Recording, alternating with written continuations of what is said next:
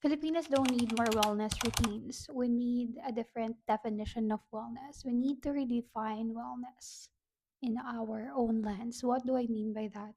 Kasi yung advices na nakikita natin ngayon online, they're predominantly for individualistic cultures. And Filipinos, we are communal.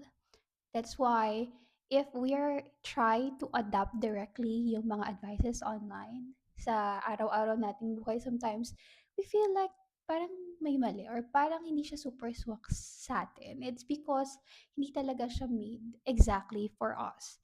That's why my challenge to you is that we may want to redefine ano ba yung wellness para sa ating mga Filipina. As a mom, as a Filipina in general.